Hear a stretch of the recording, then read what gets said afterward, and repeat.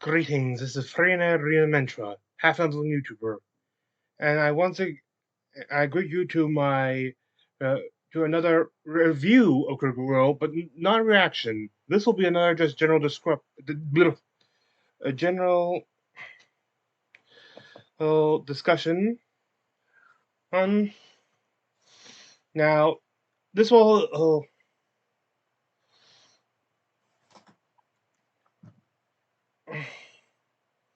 this will include the talks about the events of Critical Role Campaign 3, Episode 34. If you haven't seen that, I go look up my two-part reaction video to it.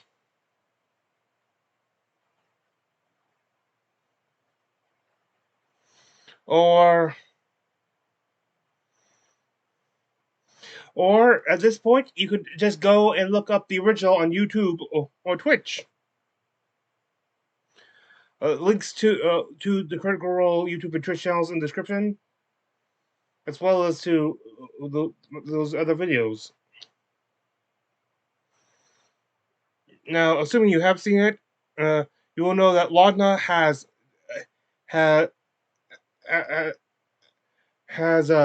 officially died again. This time, actually in store. I really can't say during the events of a campaign because her first stuff was technically also during a campaign too. That campaign being one. You have no idea what to talk about? Boy, do you have some catching up to do.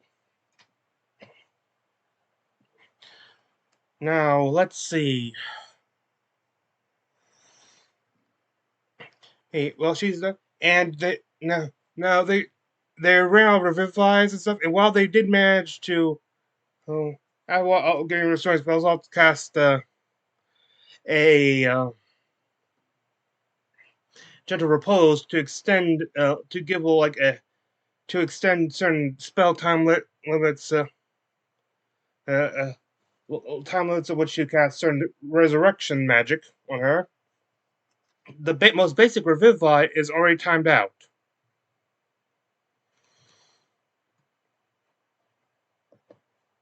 Now,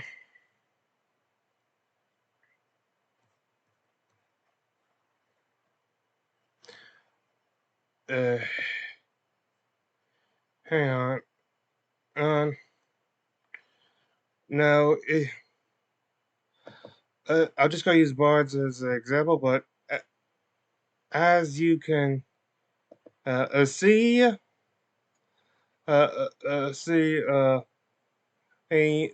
even if you go pure full spell, a one class spellcaster, or or and which some of them I believe are, the highest level they have right now is a single 4th level, and there are no other, which is a problem because the next resurrection magic spell is at 5th level, so they would have to wait level up 2 more levels before being able to do it itself.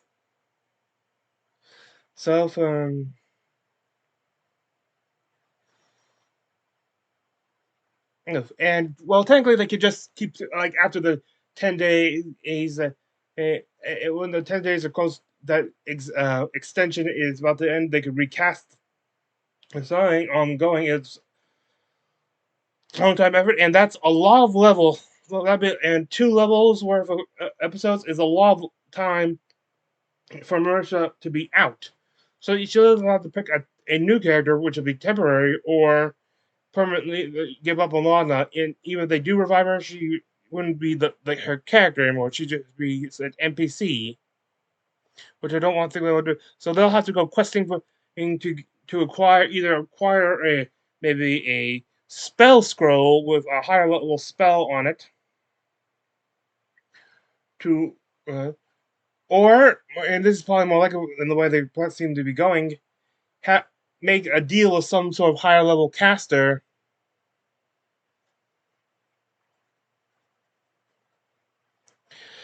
to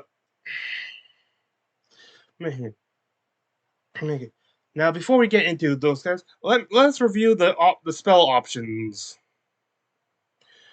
The next highest would be Raise the Dead. Now, it has a 10-day thing, so now they can keep extending, so that's technically an option. They can find something. However, it and also the 7th level spell, Resurrection, both have those may have an issue with those. Though I'm not actually sure whether it actually applies or not. Now, as a Hollow One, her creature type is technically humanoid, but she's detected as undead. I'm not sure whether spells would register her as undead or just a regular humanoid. If they do register undead, both Resurrection and Raise Dead are out because they cannot be used to bring back undead.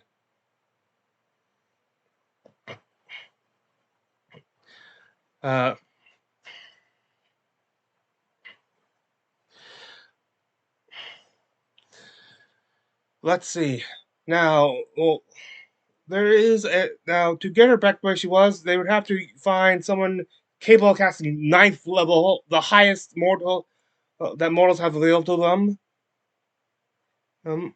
Which does have a 200 years, so they definitely have time for this. But finding someone with that, or even a spell scroll with that, or something that have that would be not nearly impossible. The hag, maybe. Keyleth probably can do this spell, and they go to theirs. So that actually, now I think it is an option. But there is, when I get into whom they might turn to, let's explain some of the complications.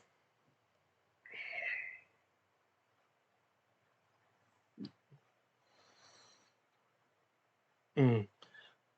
So that leaves our most viable option.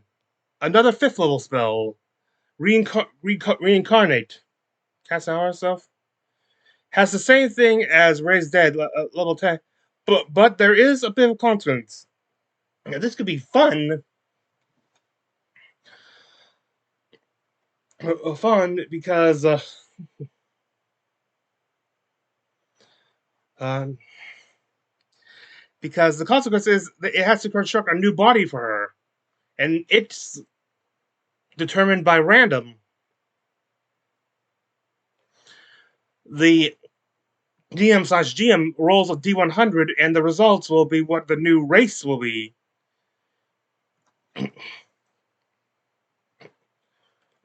Hollow One, is not even an option. So at best, maybe they can get a human which just have a nice swap pool, and maybe they can just say it to be a variant human, which according to her sheet was her original would have been her original race before being revived as a hollow. However, there are some now, but there's still a good chance is that if this is the method used, she will not be. She maybe have the same memories and stuff, but she will still have to be a new form. So honestly, though, she could still play the same way. Now, aesthetically, a 22 to 25 would get her a drug up, which would be very good too.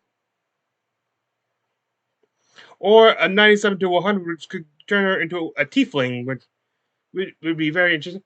But which could fit in this like, but they have already had 2 tieflings last since, so maybe a little bit overused at this point. But get off, you!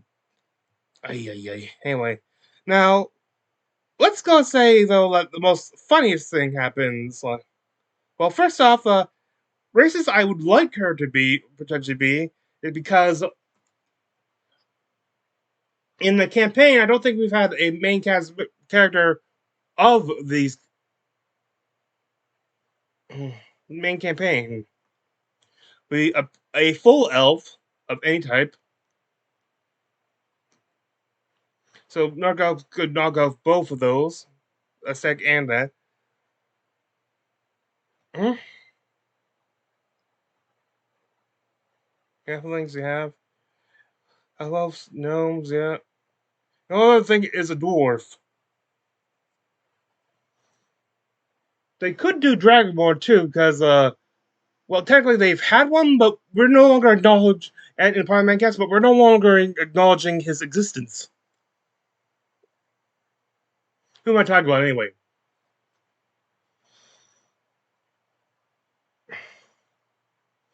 So one of those.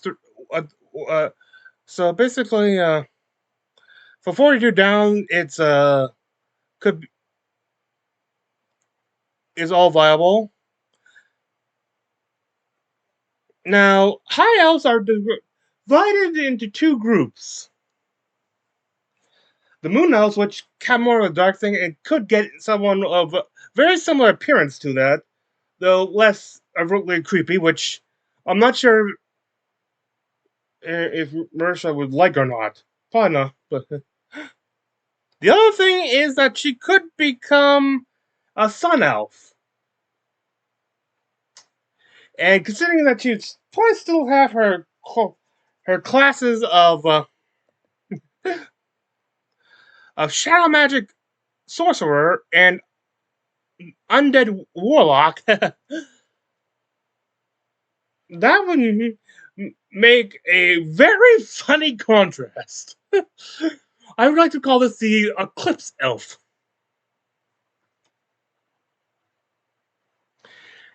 And if it happens, they use this method and she gets that form, I would very much love to just end the episode that happens with saying, nothing I can say, totally eclipse of the. Yes, please give us this.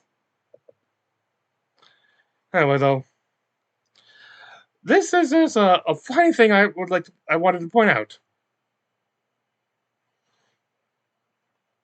Now let's get back into who would cast this. Three options have been already floated, and beyond finding somehow locating a spell scroll with an appropriate spell.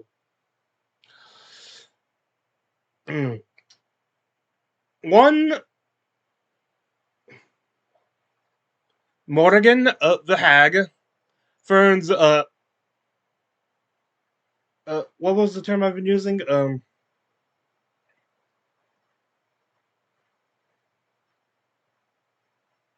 Surrogate grandmother. That's it.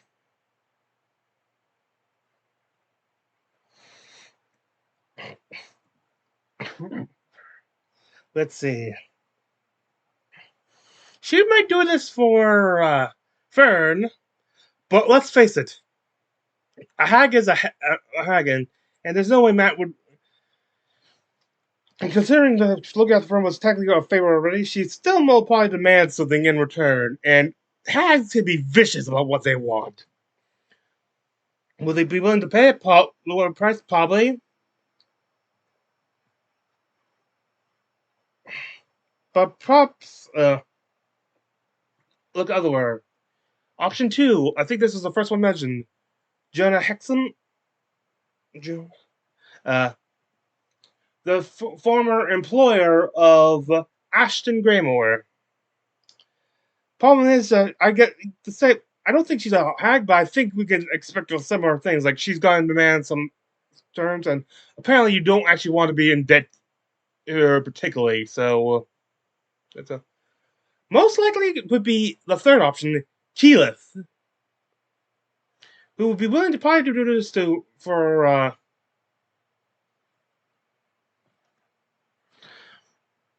this for hey actually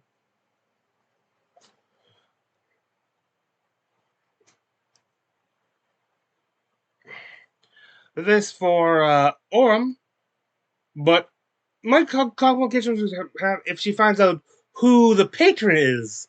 She is a member of Vox Machina who brought down the Briarwoods.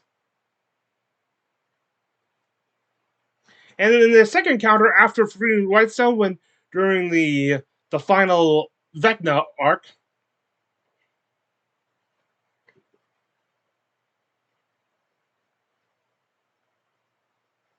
actually,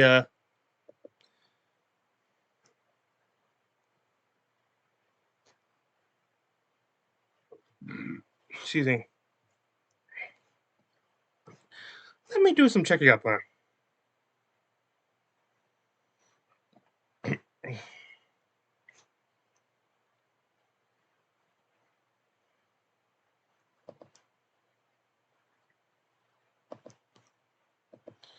Okay, what's this thing? Oh yeah,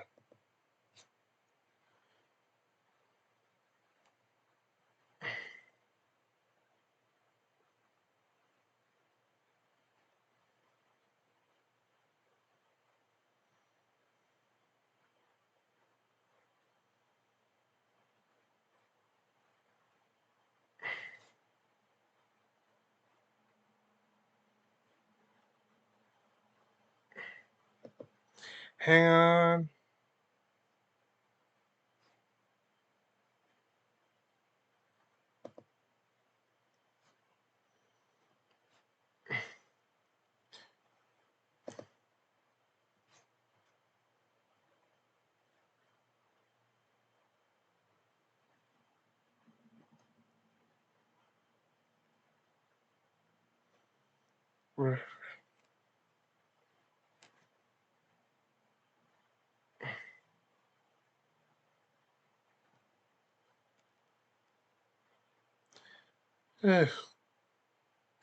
Okay, that's his script. You know, think about he, he's technically he technically died. Okay, Max technically died at the same age I'm at now. So he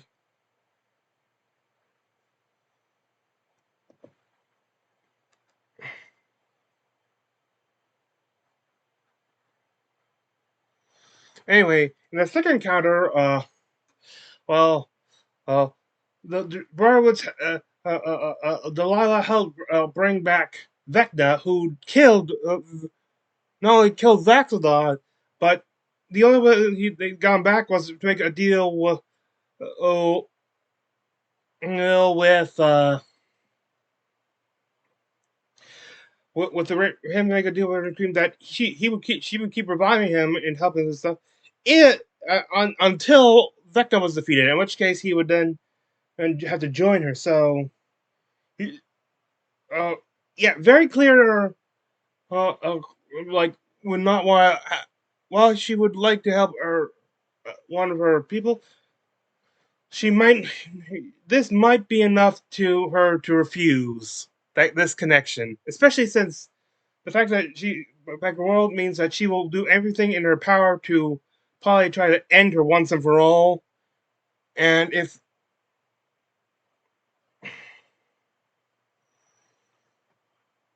and well, if she sees Laudna as an ally,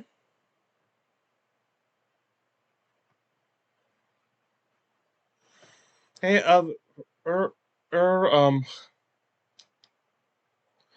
then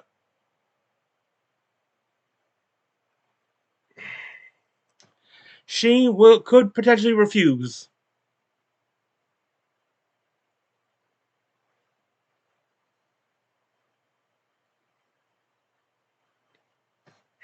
And I don't know. They could potentially have Laudna try to see if she can break her contract.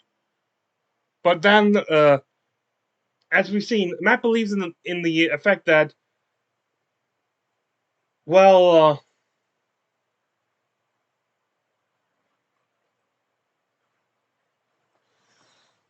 oh, what that while the actual books state that you do they what they gain is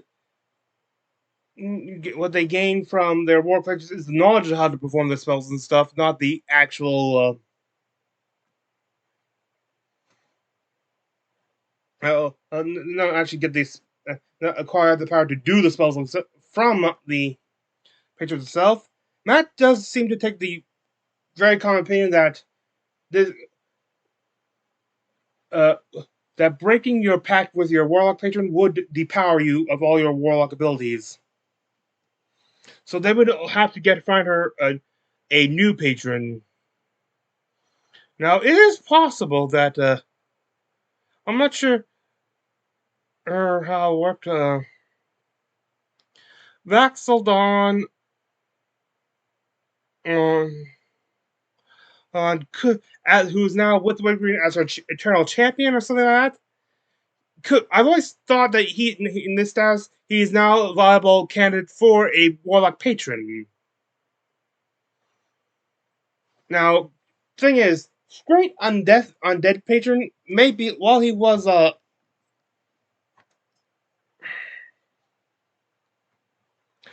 it doesn't have reverend. Anyway,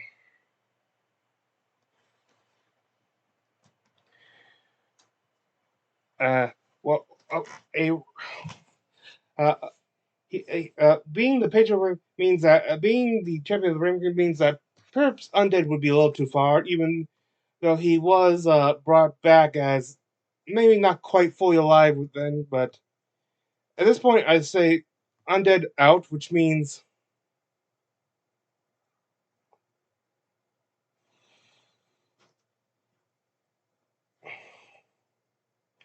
uh, which means he would have to be another type of patron. Now, while undead is undying, because of the way he made that bargain and his current status with her, could could qualify for that.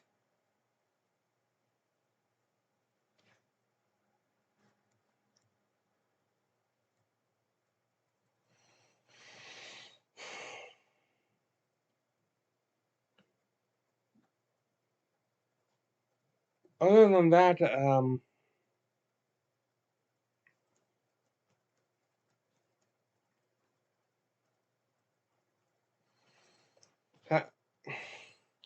other than that, the only thing I could potentially see is a Hexblade Warlock if he then and presents her with the vestige the Whisper.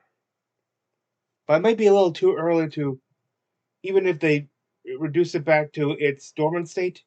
It might be a little too early in the campaign to introduce an item of that power. So Undying might be, if they go with him, Undying be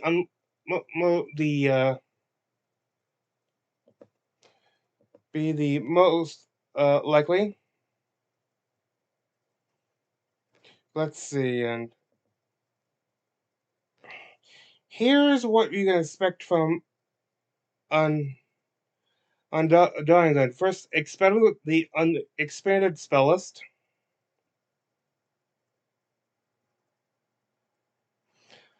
Uh, False Life, Ray of Sickness as level 1, Blindness, Deafness, Flash Silence.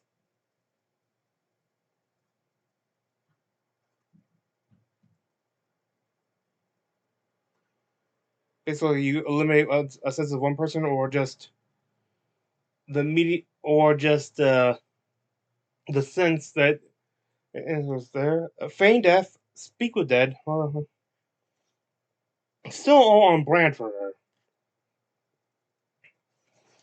her. You learn Spare the Dying as a cantrip, which counts as a warlock cantrip for you. You also have advantage on saving throws against any disease. Additionally, a undead have difficulty harming you. If undead targets you directly with an attack or harmful spell, that creature. I wonder what the parameters of directly are of this. A creature must make a wisdom saving throw against your spell DC, and undead needn't make the saving throw when it includes you in area sections of explosive fight. Okay, yeah. So yeah, look, if you're just in the area of effect, then yeah, you. On the fail side, the creature must choose a new target or forfeit targeting someone instead of you, wasting the attack or spell. On successful side, the creature is immune to this effect for 24 hours. The undead is also immune to this effect for 24 hours if you target it with an attack or spell. Okay, so you have basically have a ceasefire with certain undead.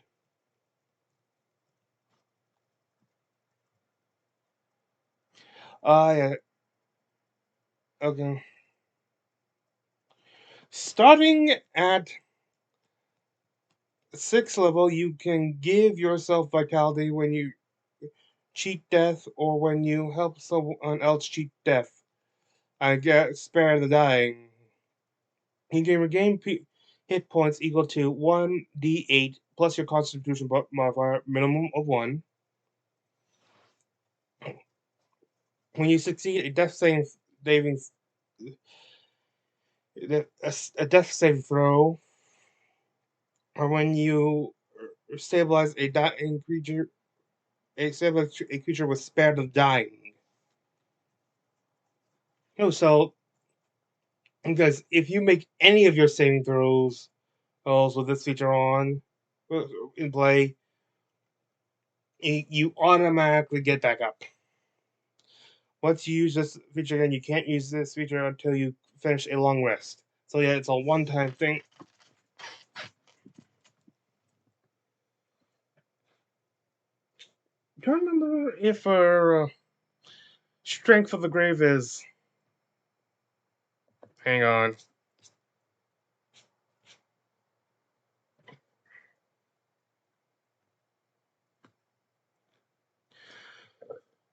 So this could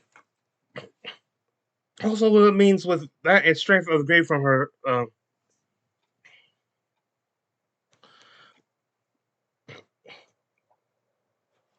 With her sorcerer, she would be very hard to finish off.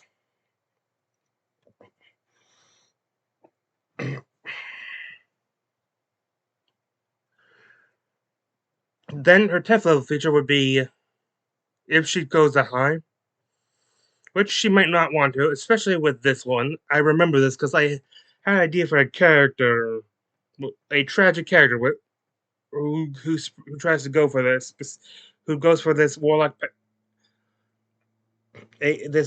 path specifically for this feature. Beginning at 10th level,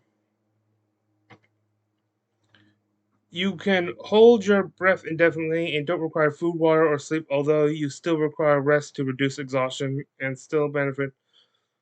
In addition, you age at a slower rate. For every 10 years that pass, your body ages only 1 year. And you are immune to being magically aged. If you're wondering what the problem might be, is she's already lived 50 years, been alive in this cursed state for 50 years,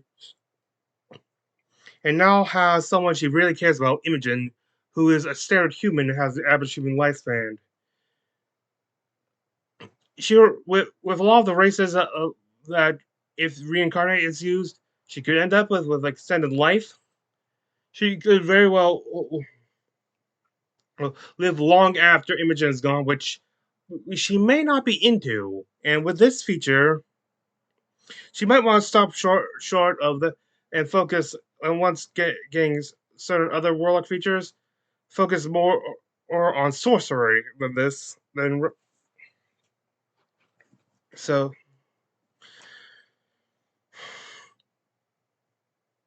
mm.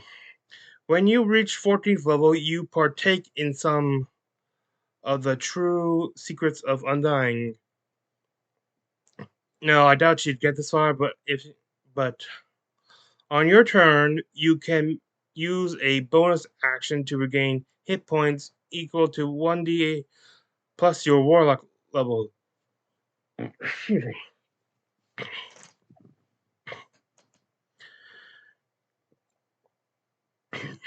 Additionally, if you put a severed body part or, or a, of yours back in place with this feature, the part reattaches.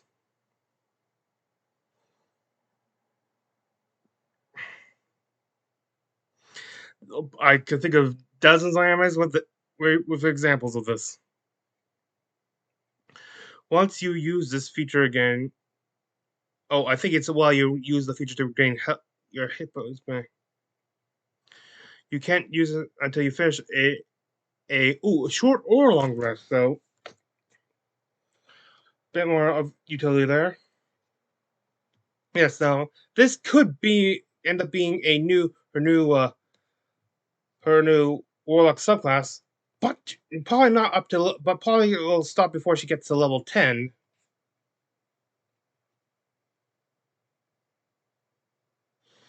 So that is how I see a potential way this goes. It could potentially be the most likely way.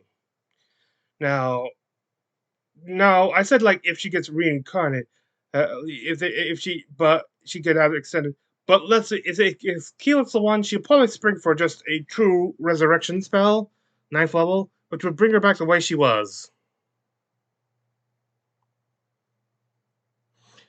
That still wouldn't stop the fact that she would probably avoid the 10th level subclass feature like the plague because she doesn't want to outlive Imogen that long, if at all.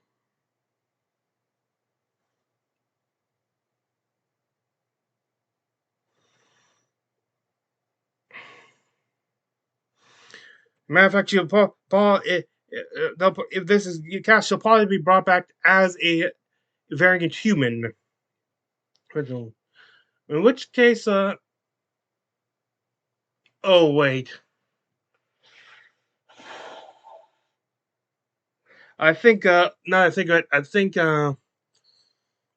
she still would have her. I was going to say she would get a new feat, but now I think of it,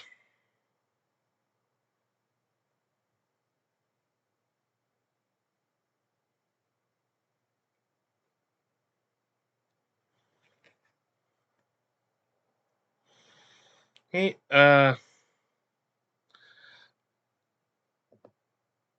I think that she they may have took the fact that she used to be a. I think she may have had spell sniper since the beginning. So okay, Bell's Hell's character stats.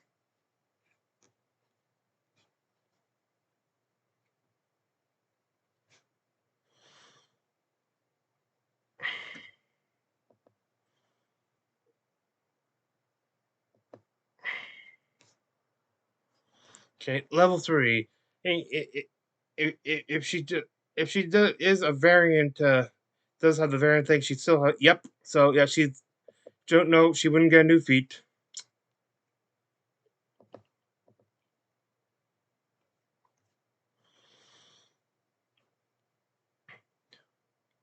Of course, I would say on the but the oh that blur.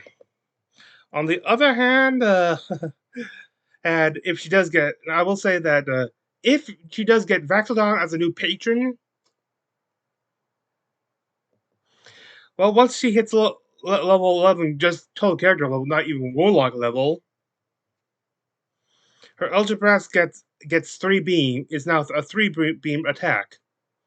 Meaning, we will probably hear her say Eldritch Blast, Eldritch Blast, Eldritch Blast.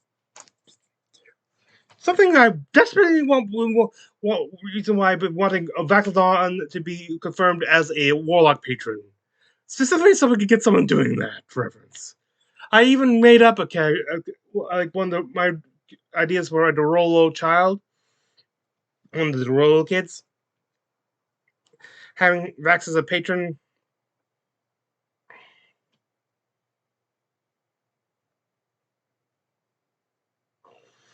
Specifically, so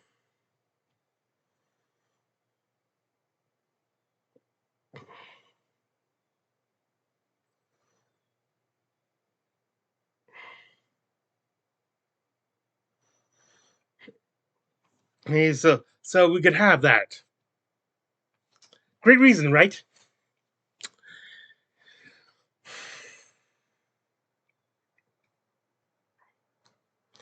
Let's see. Anything else?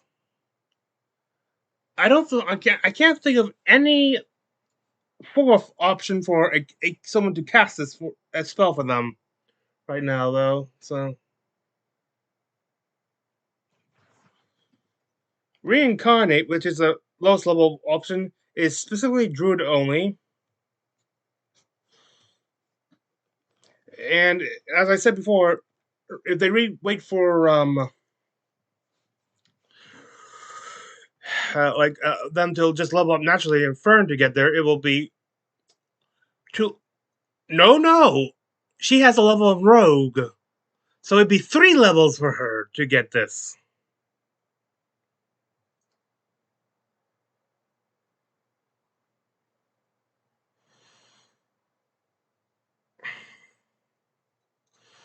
So yeah,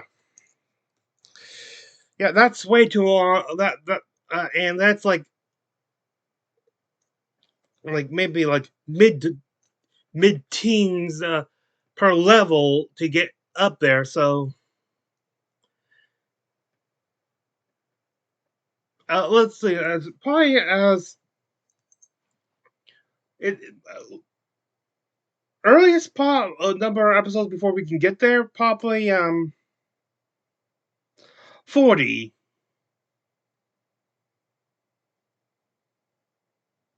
maybe not 40 or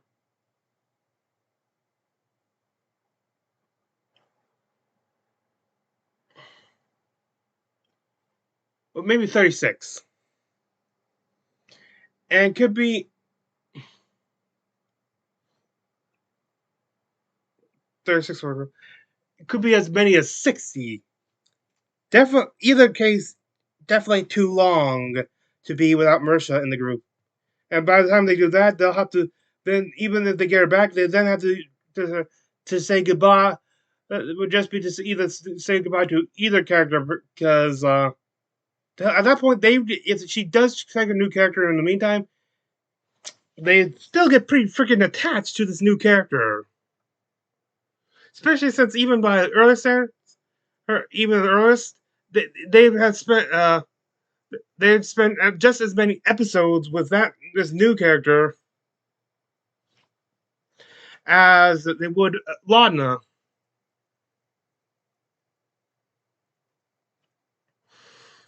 Now they still need to get now best case scenario they get her to Keyleth, who now and now which I would say would be the longest case is if they go to Zephyr themselves a few probably a few days by airship, a week maybe, still within the time limits.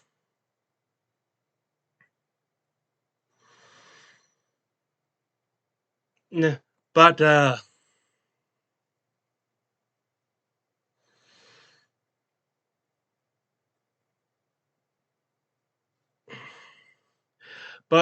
but most likely they would have to find a specific tree that she's been to or something. Now, maybe going to Dressar or which is or let let me recheck.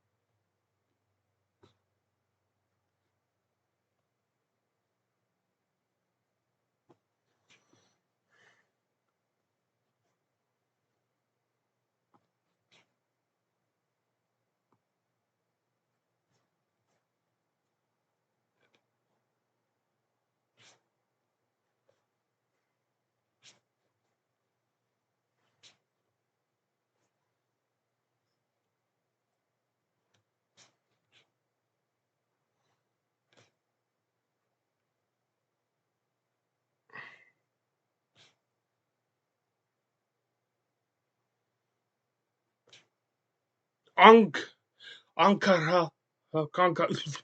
I can't pronounce it. Ankara. Uh, Probably the closest I'll get to. So because they've been there, so maybe they can find a tree there which they could pass. And Keela remembers after all these years a specific tree. She's a druid, she probably noticed those things. Arrived, probably an uncomfortable conversation and trying to figure out how to break her back, and maybe trying to figure out to commune with Vaxeldon.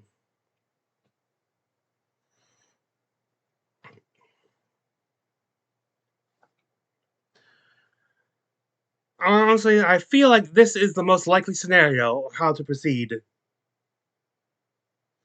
All all the while trying to avoid another counter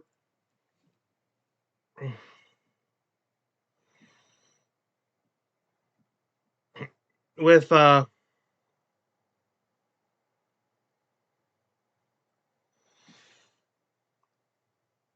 with uh I can't remember the name right now. Otan, a fool, who keep in mind actually has had an attempt to kill Keyleth. So bringing her there might present some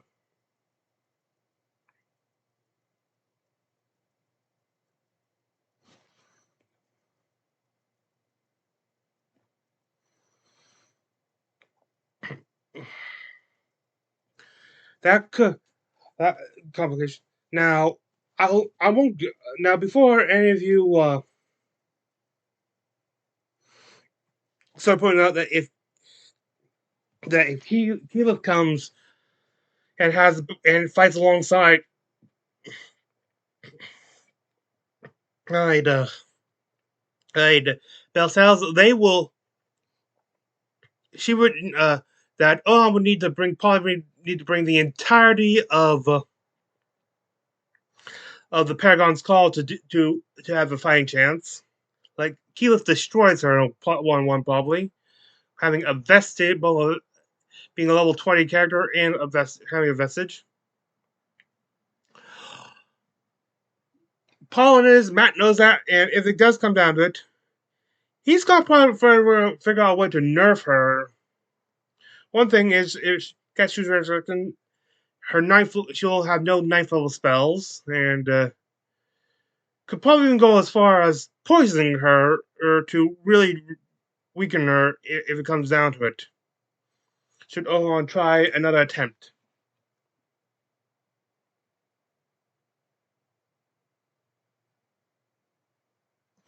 And I gotta figure out that with that blue thing, by the way.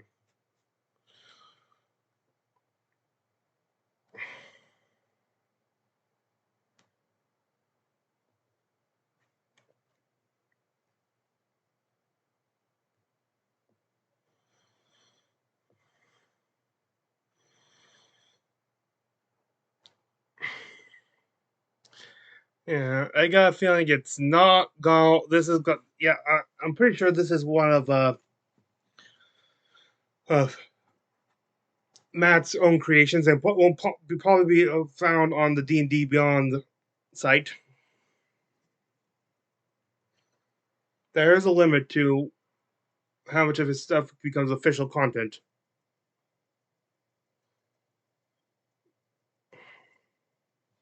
So anyway,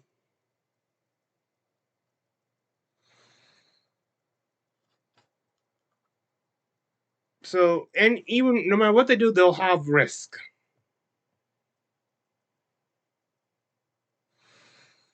And if it's just Bell's Hells fighting her another 1-1, I don't want that until they actually fighting her directly again until they've gained more levels.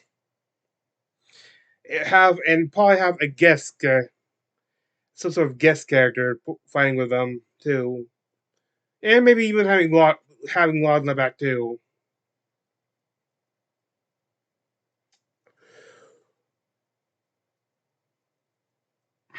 Hmm. Oh, speaking of, by the way, going back to Caleb, uh, if you've seen my previous discussion about the future of the campaign, which this would be a more specialized version of, you know that I personally have a theory that they might need to bring back an old item from campaign 1, Clarota's helmet, for Imogen's sake. So this would also be a good way of getting obtaining that if Keyleth is brought, because maybe they could ask if she has any way of doing that. This is assuming that Matt even remembers this item. He probably does, because I honestly think he's that good, and be maybe playing this, but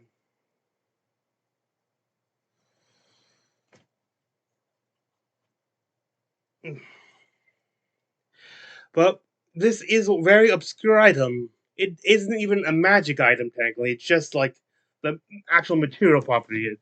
It's basically a how should I put this? An Exandrian tinfoil hat.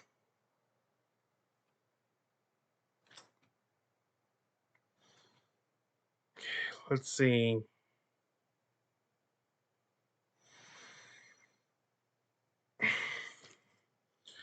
And that's all I can think of right now. So I do thank you for joining me. This is Frida Rita Mentra, the half elven YouTuber. I wish thee good fortune on the quest of life.